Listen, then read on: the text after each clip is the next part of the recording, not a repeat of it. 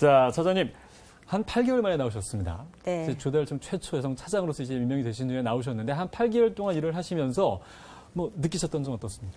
처음에는 조금 뭐 굉장히 그냥 정신이 없었는데 8개월 이렇게 일을 하면서 보니까 굉장히 내가 중요하구나. 내 개인이 중요한 게 아니라 여성이 고위직에 있다는 게 굉장히 중요한 거구나.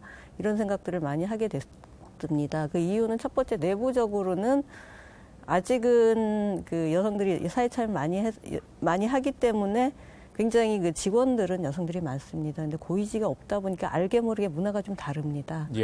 아무래도 저 개인이 아니라 고위직의 여자가 하나 있다 보니까 분위기도 아무래도 달라지고 법이나 제도적으로 커버할 수 없는 그런 부분들이 굉장히 많이 달라지는 거죠. 서로 배려하는 문화랄지 조심하는 문화랄지 남자들은 느끼지 못하는 차별적인 요소들 이런 부분들이 많이 개선이 되고 있어서 굉장히 보람이 있고요. 또 대외적으로는 지금 그런 얘기들 많이 합니다. 이미 뭐 여성 기업도 너무너무 많고 역차별이다 이런 얘기를 하는데 실제로 현장에서 일을 하시는 여성 기업인들은 절대 그렇게 얘기를 안 합니다. 굉장히 제도적으로 잘 돼 있지만 실제로 의사결정을 하는 고위직들이 남성이다 보니까 그분들 어떤 배려랄지 아니면 생각해준다. 이런 의미에서 여러 가지 행동들을 하고 얘기들을 하는데 결국은 그게 어떻게 보면 굉장히 차별적인 요소들이거든요. 그렇기 때문에 그 여성 기업들이 저한테 얘기를 하는 것이 제가 뭘 해주기 때문에 그렇게 고마운 게 아니라 그 자리에 있는 것 자체가 굉장히 힘이 되고 소통도 좀 쉽대요. 저는 잘 이해를 못하는데 아무래도 그 남성분한테 얘기하는 것보다 쉽게 또 어떤 정책 토론이나 또 의견을 제시할 수가 있고 건의할 수 있어서 이렇게 소통하기가 굉장히 쉬워서 좋다 이런 얘기를 말씀들 많이 하십니다. 그래서 저로 굉장히 감사하게 생각을 하고 근데 이렇게 다니다 보니까 뭐 이렇게 행사 같은 데 가면 어디 저랑 같이 간 직원들이 차장님이서 이런 경우도 많고요. 아직도 그렇습니다. 뭐 또 고위급 회담 같은 그 회의에 가면 아직도 저 혼자인 경우가 많아서 뭐 평등이 이루어졌다 이렇게는 절대 얘기할 수가 없고 앞으로도 꾸준히 추진을 해야 된다 그런 생각을 많이 합니다. 네, 저희가 조금 전에 온 나라 이메에서 살펴봤지만 그런 어떤 성고정관념이 앞으로 계속해서 바뀌어 나가는 어떤 그런 앞으로 좀 많이 바뀌어야 된다고 생각합니다. 그렇죠. 잘 들었습니다. 자, 이제 조달청 업무에 대해서 한번 살펴보도록 하겠습니다. 요즘 혁신성장이 주요 이슈입니다. 이제 당정청도 혁신성장에 관해서 굉장히 많은 논의를 하고 있는데 행정 분야에 있어서도 혁신성장 좀 공공조달 분야에서도 이런 부분이 좀 많이 바뀌고 있죠. 어떻습니까? 그러니까 뭐 바뀐다기보다는 완전히 틀이 패러다임이 변화된다 이렇게 봐야 될 것 같습니다. 바뀐 수준을 넘어서는군요. 그렇죠. 보통 조달이라는 게 굉장히 수동적이고 보수적이고 왜냐하면 돈을 쓰는 거기 때문에 뭐 검증된 것이나 아니면 가격을 많이 받고 품질을 많이 받는데 그 혁신의 시대에는 혁신이니 4차 산업혁명 속도가 굉장히 빠르지 않습니까? 기존의 틀로서는 이런 새로운 물건들을 흡수를 할 수가 없습니다. 그래서 지금의 조달은 어떤 기존에 있는 어떤 물건을 사는 것보다는 새로운 수요를 창출을 하고 그런 수요를 바탕으로 해서 새로운 기술들이 물건이나 아니면 서비스에 융합될 수 있도록 이렇게 촉진하는 그런 역할들을 하고 있습니다. 그래서 현재는 그 전에는 예를 들면 뭘 사겠다 하면은 어떻게 싸게, 그죠? 어떤 품질로 사겠다라고 했는데 지금은 그것이 아니라 시중에 어떤 물건들을 있는지를 민간에서 우리한테 제안을 하게 하는 겁니다. 제안을 하게 해서 한 번도 누구도 사용해보지 않았던 그런 융복한 물품들을 국가가 첫 번째 구매자가 돼서 그런 수요를 발굴하는 그런 역할로 패러다임이 지금 바뀌고 있습니다. 그래서 이런 바뀐 패러다임을 지지하기 위해서 첫 번째는 기존의 틀로서는 살 수가 없기 때문에 기존의 틀과는 다른 플랫폼을 만들어서 이런 새로운 제품들을 테스트할 수 있는 그런 테스트베드를 만들어주고요. 두 번째는 저희 R&D가 굉장히 활성화돼 있습니다. 근데 R&D면 끝나버리죠. 그 다음에 이거를 그 다음에 구매로, 그죠? 마케팅이 돼야 되는데 그런 연결고리가 끊어져 있기 때문에 구매로 연결해주는 그런 업무들을 하고 있고요. 아까도 말씀드렸다시피 기존의 상용품은 기존 틀에서 구매를 하고 새로운 혁신 제품은 새로운 패러다임을 집어넣은 새로운 플랫폼에서 구매를 할 수 있도록 이렇게 이원화해서 운영을 하고 있습니다. 네, 지금 이제 여러 가지 말씀을 해주셨는데 일반적으로 조달청 하면 국민이 생각할 때 뭐 물품을 구매하는 업무를 하는 기관 이렇게 생각을 하실 텐데 살펴보니까 굉장히 다양한 내용들이 있습니다. 특히 요즘 사회적인 이슈에 굉장히 맞는 그런 내용들이 많이 있는데 하나하나 한번 살펴보도록 하겠습니다. 먼저 혁신 제품의 공공구매 방안 확대 이 내용인데요. 지난달 13일이었죠. 혁신성장 관계장관 회의가 있었습니다. 네네. 혁신성장 관계장관 회의는 오늘도 이제 열렸었는데 네. 이게 공공구매 활성화에 필요한 어떤 제도를 바꾸겠다라고 지난해 13일에 이제 얘기를 했거든요. 네네. 구매총과 관련해서 기본 방향은 어떻습니까? 아까도 말씀드렸듯이 아까 처음에 말씀드리고 좀 자세히 얘기하면은 지금 9개 그 R&D 제품들이 구매로 연결이 되고 있습니다. 네. 이제 9개는 군 자체는 이제 드론이 무인 정찰기, 소형 무인기 드론 계통인데 예를 들면 뭐 경찰청이랄지 아니면 기상청이랄지 국방부랄지 해양수산부랄지 옛날 같으면 드론이면 드론인데 네. 요새는 맞춤형으로 용도가 다 다릅니다. 그게 각 그 중앙 관서에서 R&D를 하고 있는데 이런 부분들을 전부 저희 그 우수 제품으로 연결을 해서 구매를 하고 있고요. 두 번째는 그런 겁니다. 그 구매라는 거는 사실 굉장히 분산되어 있죠. 그죠? 분산되어 있는데 분산되어 있다 보니까 그 구매를 통해서 그 혁신적인 제품을 사기가 기존 틀로는 굉장히 어려워요. 어렵죠, 예. 그래서 내년에 저희가 별도로 좀 재정을 투입을 해서 저희가 적극적으로 중앙조달기관에서 물건을 혁신적인 제품을 사서 각 필요한 관서에 테스트를 네. 하도록 하는 그런 프로그램을 지금 새로 도입을 했습니다. 그러니까 이런 부분들이 기존에는 전혀 생각하지 못했던 그런 틀인 거죠.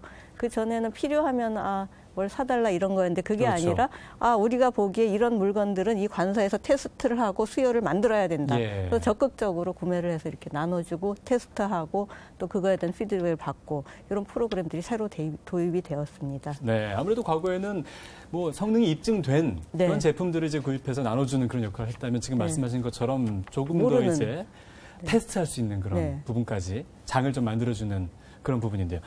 이제 아무래도 이제 혁신 제품 같은 경우에 아까 말씀하셨지만 R&D로 끝나버리는 경우가 많고 초기에 시장에 안착하기에는 어려움을 겪는 그런 또 중소기업들이 굉장히 많은데 네.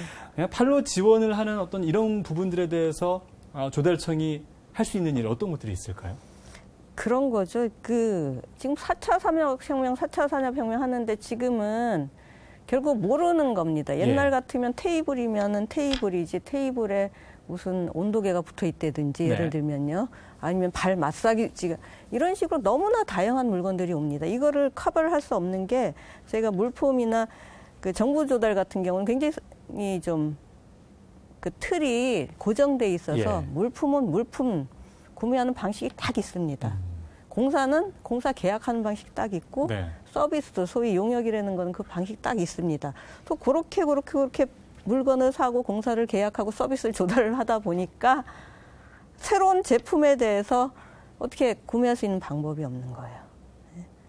그래서 도대체 이거를 막 이렇게 섞여 있는데 물품하고 예. 공사하고 서비스가 섞여 있는데 이걸 어떻게 평가를 할지 어떻게 입찰을 할지 어떤 사람을 그죠 구매자로 할지를 알 수가 없는 거죠. 그래서 이런 그 기존의 방식으로는 어떤 공급이 불가능하고 수요 창출이 안 되는 그런 부분만 따로 모아가지고 저희가 이제 구매할 수 있는 방식을 제공을 한 거죠. 제공을 하고 있고 특히 그 구체적으로 얘기를 한다면 아까 말씀드렸듯이 저희가 플랫폼을 하나 해서 그런 혁신 제품에 대해서 어떤 시범 구매는 어떻게 네. 하고 있고 제품 정보는 어떤 거고 딴 데서 테스트 해봤더니 피드백은 어떻고 이런 부분들을 다 이제 모아서 플랫폼을 하나 만들어주고요. 이런 거에 대해서는 기존 틀에선 수의계약이 안 되지만 수의계약하고 적극적으로 구매할 수 있는 그런 그 플랫폼을 주는 거죠.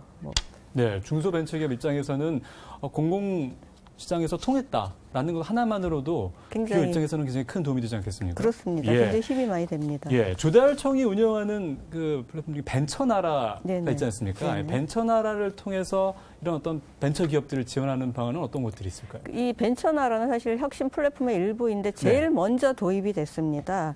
말씀을 드렸다시피 굉장히 물건은 좋아 보이는데 살 수 있는 방법이 없는 예. 겁니다. 그래서 기존의 플랫폼과는 달리 2016년 10월부터 저희가 어떤 뭐 규정을 조금, 그죠? 법을 바꾸긴 좀 어렵기 때문에 규정을 조금 적극적으로 해석을 해서 이런 제품들을 모아서 그 제품들을 홍보를 하고 수요가 일어날 수 있게 지금 하고 있는데요. 올해 8월 같은 경우에 한 500여 개사가 2,000개 정도 상품을 등록을 해서 124억 원 이상 지금 공급이 돼 있고 예. 또 벤처나라를 통해서 그 해외 시장으로 진출하는 경우도 있고요. 또 벤처나라를 통해서 기존의 어떤 구매 플랫폼으로 들어오는 경우도 있고 이렇게 굉장히 커가는 회사들이 많아서 저로서는 굉장히 그 의미가 있죠. 예, 지금 말씀하신 고맙습니다. 그런 규정의 적극적인 해석 이런 부분도 굉장히 바뀐 부분 아닌가라는 또 생각이 듭니다.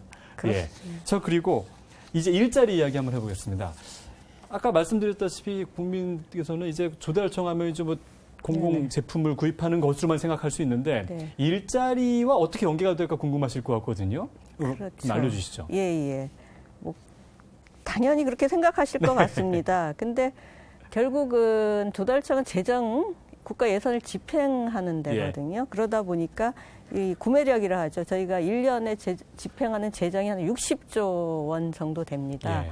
그러니까 이런 구매력을 이용을 해서 다양한 국가 정책을 현실에 이식하는 그런 역할들을 해왔습니다. 뭐 조기 집행을 한달지 아니면은 중소기업을 뭐 지원한달지 이런 그 역할들을 많이 했는데 그 중에 하나 요새는 사실 일자리가 가장 중요한 것 같습니다. 그렇죠. 뭐 물건을 싸게 사는 것도 좋고 좋은 물건 사는 것도 좋지만 이 물건 하나 살 때 뭔가 일자리가 창출된다. 이게 가장 중요한 가치거든요.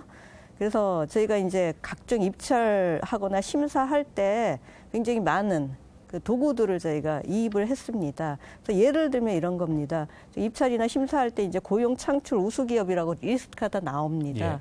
그런 사람들한테 가점을 주는 그런 것들이 있고요. 또 신규 고용이 많으면 이제 뭐 우수 조달 물품이라고 해서 수익액을 할 수 있는 그런 물품군들이 있는데 그 지정 기간을 좀 연장을 해준달지 이렇게도 하고 있고 또 정규직을 또 전환 많이 하는 그런 기업들이 있습니다. 이런 것도 이제 노동부에서 다 리스트가 나오는데 이런 기업한테는 입찰할 때 또 가점을 주고 아니면은 반대로 뭐 임금을 체불한달지 아니면 최저임금을 안 한달지 고용 개선 조치를 뭐 이행을 안 하려고 좀 그죠? 탈법적인 기업에서는 점수를 굉장히 마이너스 예. 하고 있습니다. 그 외에도 이제 건축 설계 같은 경우는 사실 그 젊은 건축사들이 많습니다. 40세 미만의 젊은 건축사들이 많은데 금액 한 3억 미만 되는 설계 용역이라 그러죠. 설계에 대해서는 그 젊은 건축사들만 좀 참여할 수 있게 한달지 이런 다양한 그 제도들을 저희가 운영을 하고 있습니다. 그 외에도 그냥 일반 기업이 아니라 왜 사회적 경제 기업이라고 해서 사회적 협동조합이나 아니면 뭐 마을 기업, 자활 기업 이런 사람들이 서로 모여서 공공조달에 참여할 때는 그에 맞는 가점을 또 저희가 부여를 하고 있습니다. 예. 지금 이제 중소기업 관련해서 뭐 국내에서 공공조달 시장에서 차지하는 비율이 한 80%를 넘어서고 있기 때문에 아무래도 이제 한정된 어떤 재원, 뭐 60조라고 말씀하셨는데 이제 거기서 조금 더 점점 포화 상태다 이런 말이 나오고 있거든요. 그래서 중소기업들이 이제 해외로 눈을 돌리기도 하는데 이런 경우에도 이제 조달청이 이들을 위한 어떤 지원을 하고 하는 프로그램들이 있습니까? 예, 그렇습니다. 사실 조달청의 기본 역할은 물건을 구매하는 거죠. 예. 구매자 역할이었는데 하다 보니까 굉장히 좋은 물건들이 많습니다. 그리고 한국의 제조업이라는 게 굉장히 경쟁력이 있고 해서 사실 계속 그 국내의 조달 시장에 중소기업의 포션을 높여갔지만 지금 임계점이 거의 그렇죠. 다다랐습니다. 도저히 그 중소기업이 할 수 없는 부분 남겨놓고 할 수 있는 거는 다 중소기업이 조달한다라고 보시면 됩니다. 그래서 그러다 보니까 우리 이런 좋은 물품들을 글쎄 해외에도 좀 그죠? 해외 필요한 조달 시장에도 진출을 시키면 좋겠다라는 생각을 해서 저희가 이제 그런 해외 조달 시장에 진출한 프로그램을 다양하게 저희가 운영을 하고 있습니다. 근데 각 나라마다 이제 조달 시장이 좀 그렇죠. 장벽이 많지 않습니까? 그래서 저희 같은 경우는 기존의 각국 조달 기관하고 네트워킹 서로 잘 알고 지냅니다. 예. 그런 부분이 있고, 그리고 조달 제도에 대해서 다양한 연구 자료도 있습니다. 그래서 모든 물품이 아니라 어느 나라에는 어떤 물품 이렇게 좀 매칭을 해서 진출할 수 있게 지원을 하고 있습니다. 네. 네. 이제 뭐 일자리 창출 또 여러 가지 구매 관련해서 좀 말씀을 들어봤는데 이제 마지막으로 하도급 관련해서 요즘 사회적으로 갑질 이슈는 계속해서 지금 나오고 있습니다. 그래서 이 부분에 대한 어떤 국민의 관심도 굉장히 큰데 조달청에서 이런 어떤 그러니까 원청에서 갑질한 원청에 대해서는 좀 구매를 안 하는 이런 어떤 또 프로그램도 있고 이 부분에 대해서 지금 집중적으로 하고 있다고 말하셨는데 마지막으로 좀 말씀해 주시죠. 그렇죠. 하도급 같은 경우는 일단은 특히 건설공사나 아니면 IT 예. 쪽은 하도급에 의해서 생산이 됩니다. 근데 이 대금 전달 체제가 원활하지 않으면 첫 번째는 사업이 제대로 안 돼요. 안 될 뿐만 아니라 다른 사업, 민간도 아니고 공공사업에서 일을 했는데 돈을 못 받는데 이건 굉장히 불공정하고 비합리적인 거거든요. 그래서 하도급 지킴이라는 시스템을 하나 도입을 했습니다. 그래서 이제 요거는 하도급 계약도 거기서 할 수가 있고, 그러니까 누구나 볼 수 있는 그런 시스템입니다. 할 수가 있고, 하도급 업체나 아니면 근로자들 통장을 다 등록을 하게 돼 있어요. 그래서 저희가 원청자한테 돈을 주면 그 돈이 그대로 이렇게 흘러갈 수 있도록 이렇게 시스템을 만들어줬습니다. 이거 역시 뭐 계속 이 하도급 지킴이를 이용을 해서 하도급 계약을 하고 그 대금을 지불하는 그런 실적은 계속 증가하고 있는 그런 상태입니다. 예, 참 오늘 많은 이야기를 들어봤습니다. 조달청이 단순히 물품을 구입해서 나눠주는 그런 기관이 아니라 일자리 창출, 또 하도급 관리, 여러 가지 참 다양한 일들을 하고 있는데요. 국내 중소벤처기업의 성장과 또 지역경제 발전을 위해서는 공공기관의 적극적인 관심이 굉장히 중요합니다. 조달청의 여러 정책이 아직도 빛을 보지 못한 우수 기업들의 판로 확보, 또 나아가서 해외 시장 진출로 이어지는 어떤 그런 계기가 되기를 기대해 보겠습니다. 자, 지금까지 장경순 조달청 차장과 함께했습니다. 오늘 말씀 고맙습니다. 고맙습니다.